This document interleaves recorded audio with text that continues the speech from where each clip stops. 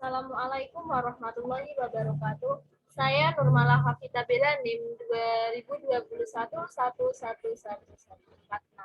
Di sini saya akan menjawab pertanyaan untuk melengkapi tugas UAS Bahasa Indonesia yang diampu oleh Bapak Irfa Ifatul Rahman, SPD MPD.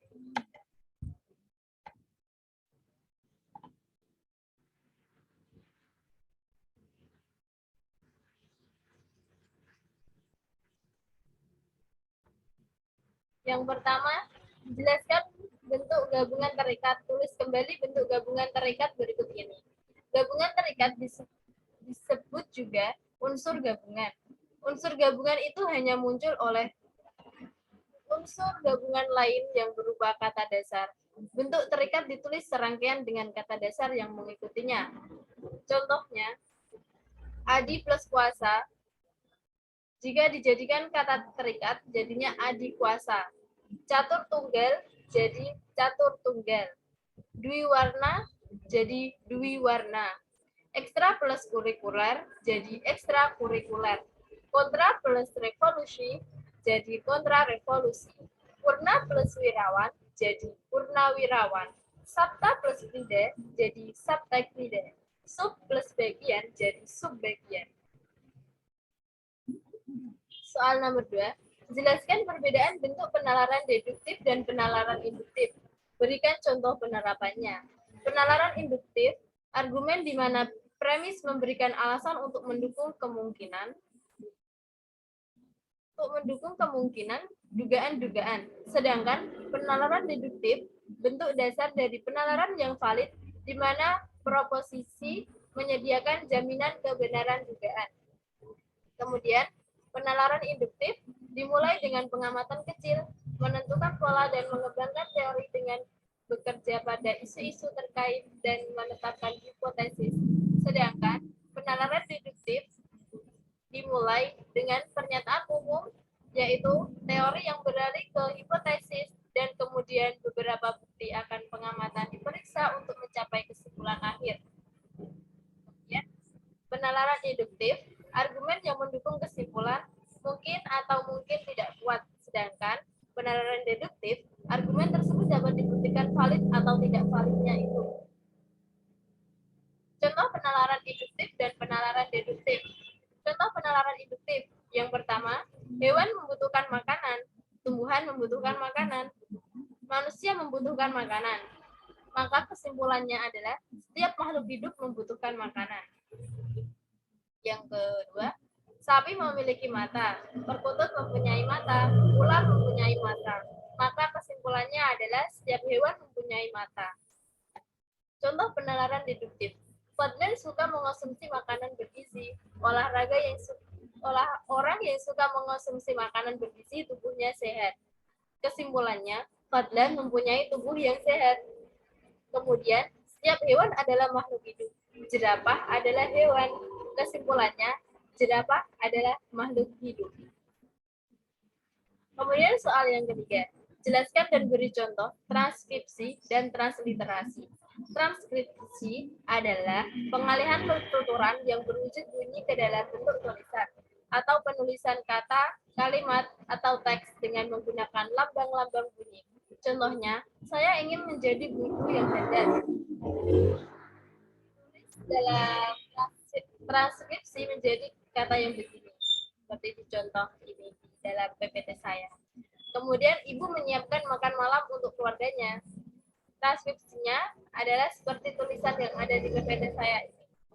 Kemudian transliterasi. Transliterasi adalah penyalinan dengan penggantian huruf dari huruf abjad ke satu abjad bahasa lain, seperti dari huruf Arab ke huruf Latin agar dapat dibaca dan dipahami oleh siapapun. Kemudian soal nomor 4, jelaskan penomoran bagian karangan berikut ini. Perbaikilah dan jika ada penulisan yang masih salah. Dalam contoh, yang pertama, 1 tahapan persiapan program. Dan yang benar adalah 1.1 tahapan persiapan program. Kemudian dalam soal yang kedua adalah 1.1 penerimaan warga belajar. Dan yang benar adalah 1.1 penerimaan warga belajar. Kemudian yang ketiga, 1.2 titik. Dan yang benar adalah 1.2 pemilihan penyelenggaraan. Kemudian yang ketiga, 1.3 titik. Pemilihan ketua kejar usaha. Dan yang benar adalah 1.3 pemilihan ketua kejar usaha. Kemudian contoh soal selanjutnya 1.3.1 titik musyawarah. Yang benar adalah 1.3 musyawarah. Kemudian 1.3.2 titik ditunjuk. Yang benar adalah 1.3 ditunjuk.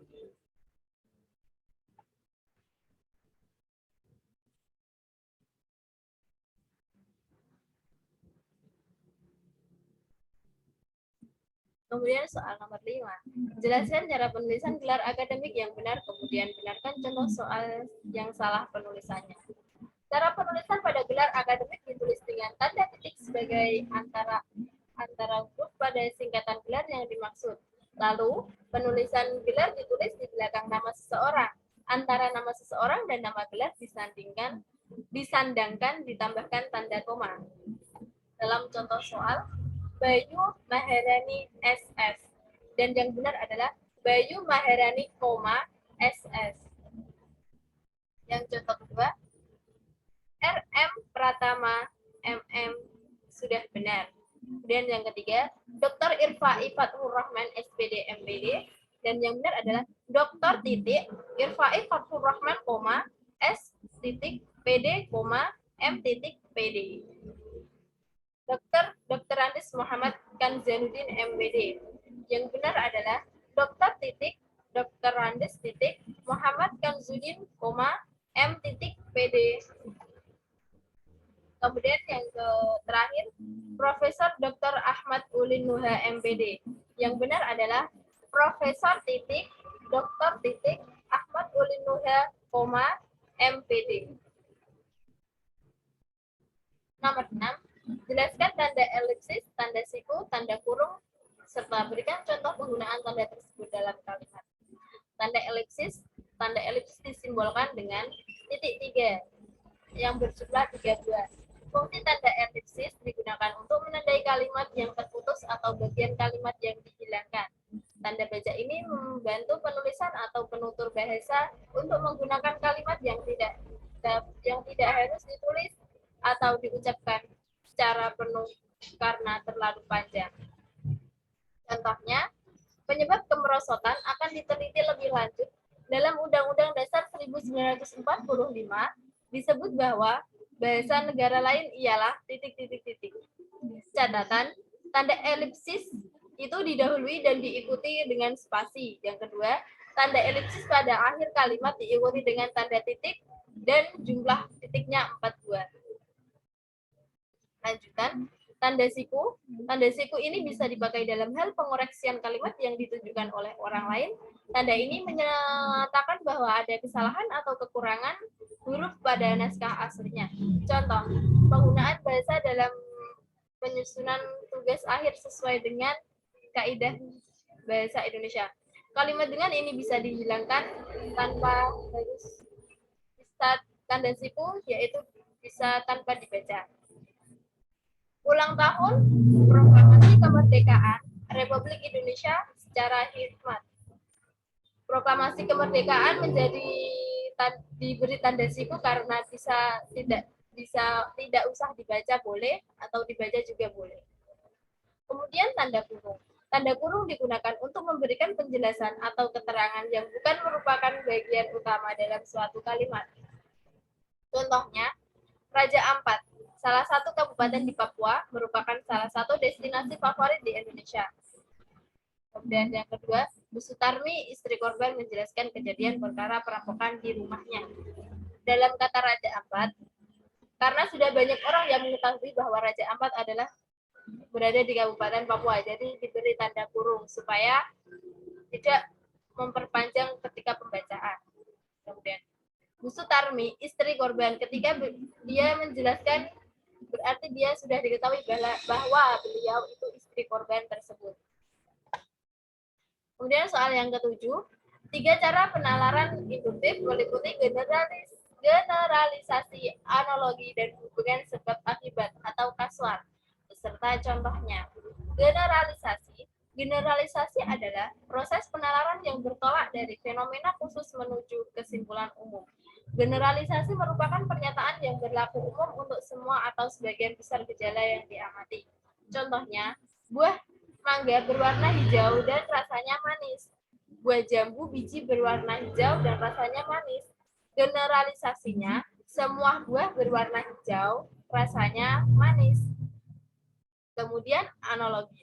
Analogi adalah proses penyimpulan berdasarkan fakta atau kesamaan atau proses membandingkan diri dua peristiwa hal yang berlainan berdasarkan kesamaannya. Kemudian ditarik kesimpulan dari persamaannya tersebut. Contohnya, klub Persija Jakarta masuk babak final karena berlatih setiap hari. Maka, klub Persija Bandung akan masuk babak final jika berlatih setiap hari. Dan yang ketiga, hubungan sebab akibat atau kausal. Proses penalaran yang diperoleh dari gejala-gejala yang saling berhubungan, hubungan kausal atau kasualitas merupakan prinsip sebab akibat. Contohnya, penebangan liar di hutan mengakibatkan tanah longsor. Yang kedua, jika panas, tembaga menuai, namun jika dipanaskan, emas menuai. Kemudian soal nomor 8. Jelaskan yang dimaksud dengan silogisme dan berikan contohnya. Silogisme merupakan cara menarik kesimpulan secara deduktif, yakni dari premis umum mayor dan khusus minor. Silogisme juga disebut sebagai penyimpulan tidak langsung karena konklusi diambil dari dua permasalahan yang dihubungkan dengan cara tertentu. Contohnya, semua pencuri tidak disenangi. Itu tersebut premis mayor. Kemudian sebagai anak jalanan adalah pencuri, itu premis minor. Jadi sebagai anak jalanan tidak disenangi, itulah kesimpulannya. Kemudian soal nomor 9, apa yang dimaksud dengan konjungsi? Sebutkan jenis konjungsi dan berikan contohnya. Menurut Kamus Besar KBBI, konjungsi diartikan sebagai kata atau ungkapan penghubung antara antar frasa, antar klausa, dan antar kalimat. Sementara menurut buku Tata Bahasa Baku Bahasa Indonesia karya Moiliono dan kawan-kawan, konjungsi adalah kata tugas yang menghubungkan dua satuan bahasa yang sederajat, yaitu dengan kata frasa dengan frasa atau klausa dengan klausa. Yang pertama ada konjungsi koordinatif. Konjungsi koordinatif merupakan konjungsi yang menghubungkan dua unsur atau lebih yang sama pentingnya atau memiliki status sintaksis yang sama. Contohnya adalah dan, atau, dan tetapi. Kemudian yang kedua, konjungsi korelatif. Konjungsi korelatif adalah konjungsi yang menghubungkan dua frase atau klausa yang memiliki satu sintaksis yang sama. Konjungsi korelatif terdiri atas dua bagian yang dipisahkan oleh salah satu kata, frase atau klausa yang dihubungkan. Contohnya adalah baik, maupun, tidak, hanya, dan lain-lain. Konjungsi subordinatif. Konjungsi subordinatif adalah konjungsi yang menghubungkan dua klausa atau lebih, dan klausa itu tidak memiliki status sintaksis yang sama. Salah satu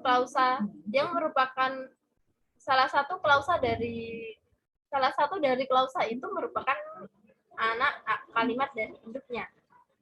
Kemudian yang terakhir, konjungsi antar kalimat. Konjungsi antar kalimat itu menghubungkan satu kalimat dengan kalimat yang lainnya. Posisi selalu memulai suatu kalimat yang baru dan tentu saja huruf pertama ditulis dengan huruf kapital.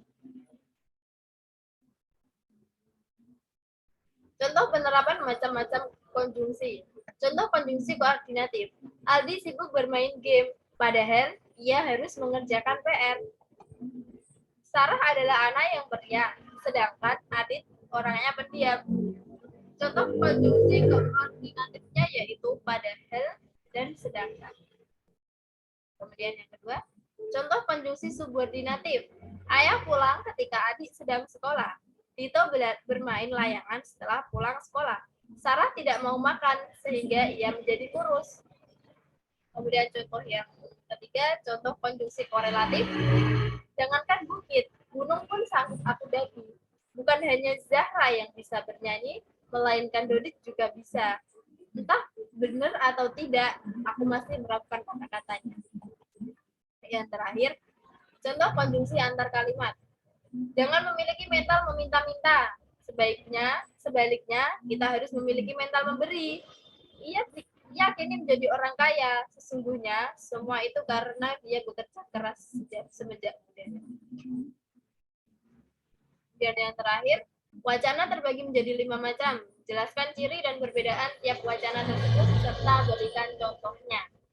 Wacana narasi. Narasi merupakan cerita yang didasarkan pada urutan-urutan suatu kejadian atau peristiwa.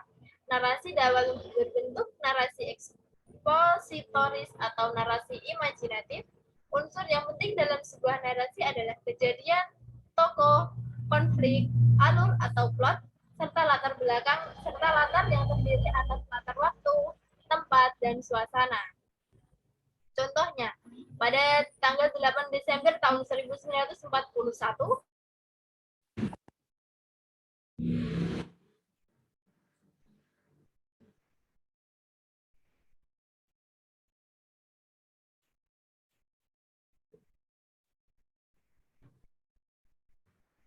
maaf tadi terpotong, untuk soal nomor 10, wacana terbagi menjadi 5, jelaskan ciri dan perbedaan tiap wacana tersebut.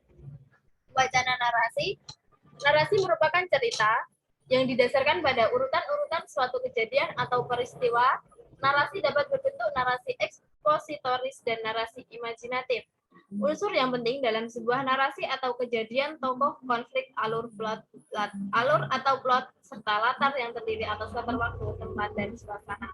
Contohnya, pada tanggal 8 Desember tahun 1941, Jepang menyerang pangkalan Angkatan Laut Amerika di Pearl Harbor untuk melumpuhkan kekuatan Amerika Serikat di Pasifik.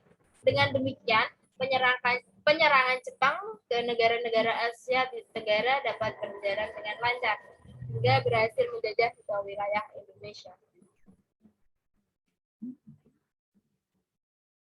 Kemudian wacana deskripsi.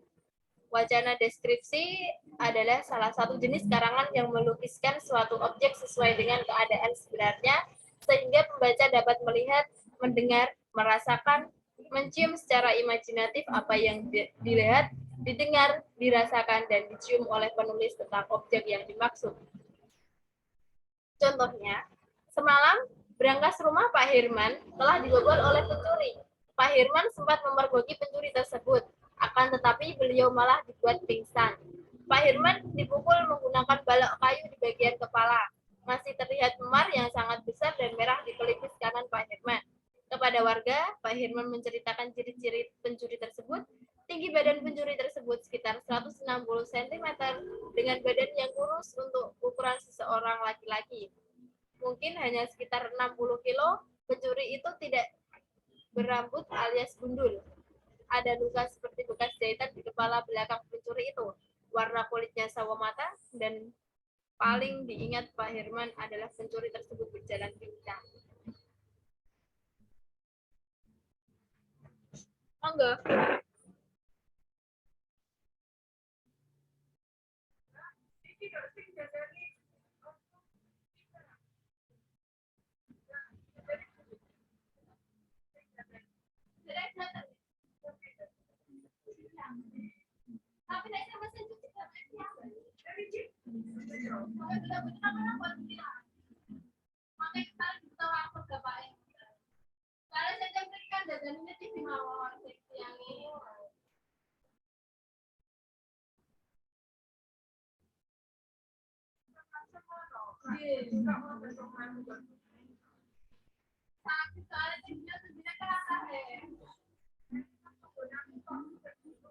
Lagi masih dulu ya mungkin webinar mata itu sakit langsung.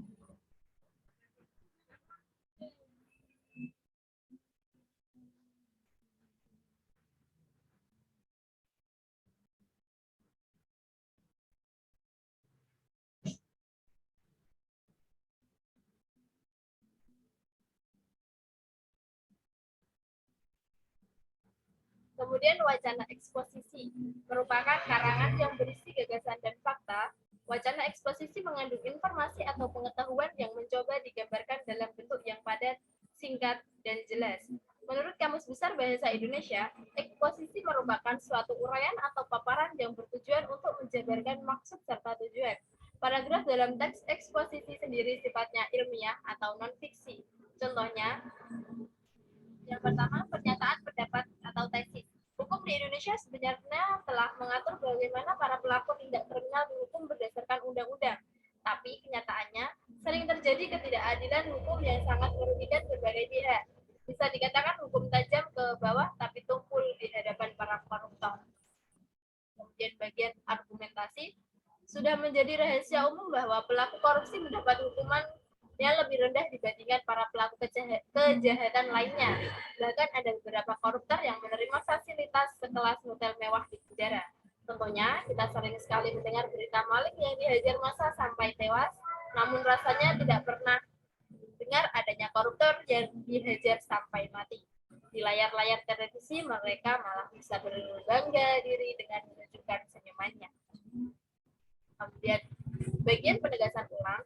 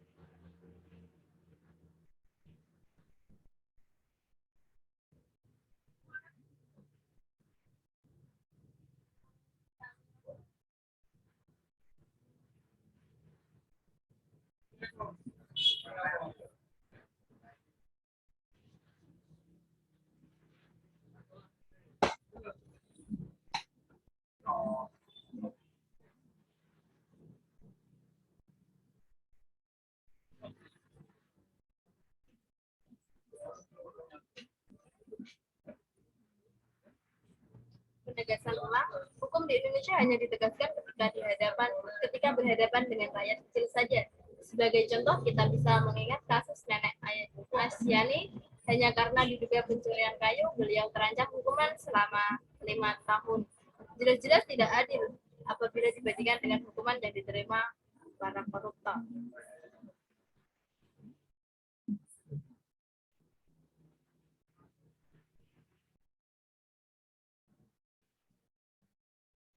Wacana argumentasi adalah sebuah karangan yang membuktikan kebenaran tentang sesuatu untuk memperkuat ide atau pendapatnya.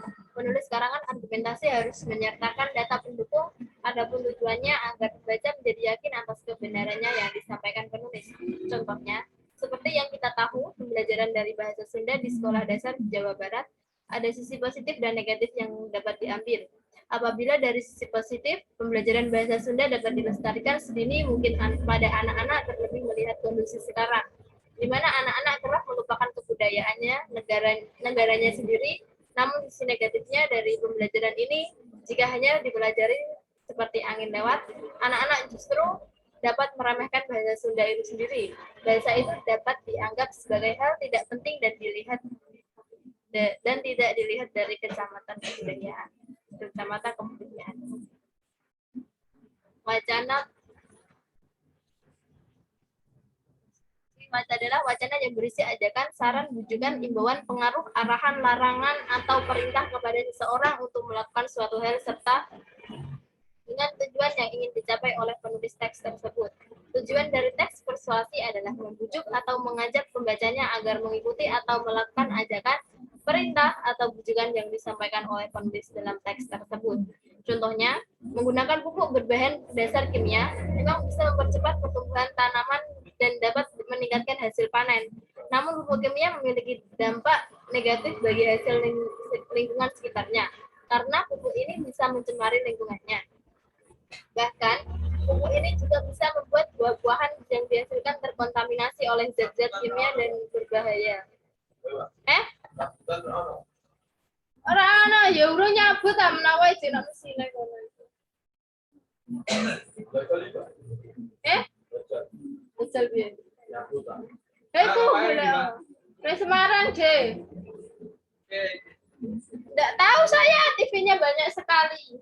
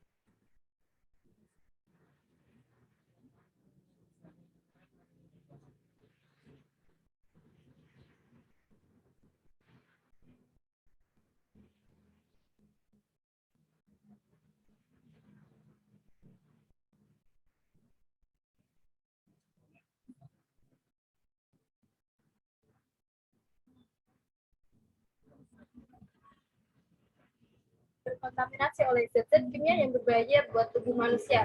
Oleh karena itu, tinggalkanlah pupuk kimia dan beralih ke pupuk kompos, karena selain harga yang murah, pupuk kompos juga aman dan tidak menimbulkan efek negatif bagi buah yang dihasilkan.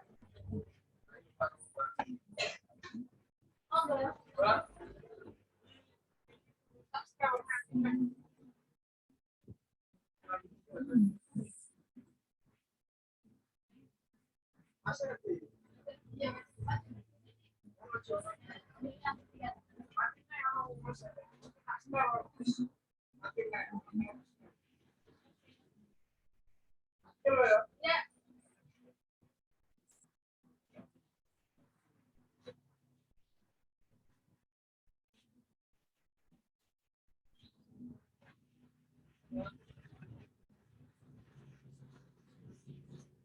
kasih sekian jawaban dari saya. Jika ada yang kurang pas, mohon maaf yang sebesar-besarnya.